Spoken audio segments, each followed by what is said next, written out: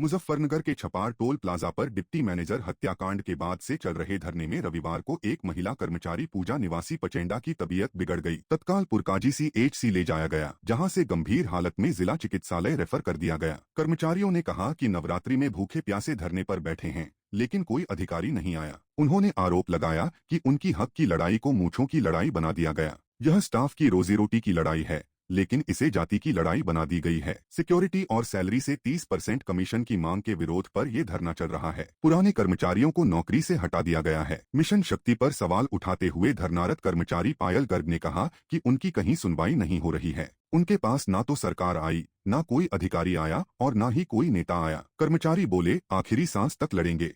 भाई पिछले 7 दिनों से धरना चल रहा है इन कर्मचारियों का, और नवरात्रि के पहले दिन से ये धरने पर बैठी हुई हैं, भूखी प्यासी वहां बैठी हुई हैं धूप में।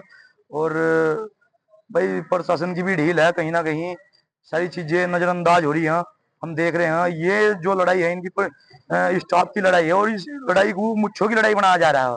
जो इनके हक की लड़ाई है, जो इनकी रोटी की लड़ाई है, इनके चूल्हे की लड़ाई है, ये सब मुच्छों की लड़ाई बनाया जा रहा है, सब जाति की लड़ाई बनाया जा रहा है। जो ग्राउंड पे हो रहा है उसे देखने कोई नहीं आ रहा। वहाँ कोई ऐसा प्रशासन की तरफ से कोई ऐसा आदमी नहीं आया जो पूछो भाई यहाँ मामला क्या है, क्यों धरने बैठा हुआ है स्टाफ।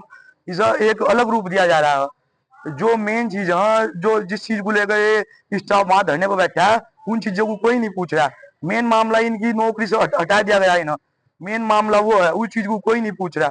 ये पूरा मामला सर 7 दिनों से हम लोग धरने पर बैठे हैं, और 7 दिनों से हमारी कोई प्रशासन भी और ना ही कोई हमारी सरकार हमारी सुध-बुध लेने के लिए तैयार नहीं है। 1 हफ्ता हो गया, हमें 7 दिन हो चुके हैं, हम 7 दिन से हम धरने पर बैठे हुए हैं। और धरने पे बैठने के बावजूद हमारी बस यही लड़के की तबीयत, आज गर्मी भी बहुत ज्यादा थी और धरने के बीच में ही लड़के की तबीयत बहुत ज्यादा खराब हो गई, वो बेहोश हो चुकी थी। हम बहुत जल्दी में आनन फानन में उसे पुरकाजी भी लेके गए अस्पताल में, और अस्पताल में डॉक्टरों ने देखा तो उसकी हालत बहुत नाजुक थी, और डॉक्टरों ने पुरकाजी से रेफर कर दिया मुजफ्फरनगर। जल्दबाजी में मुजफ्फरनगर लेके आए हैं अब उसको हम।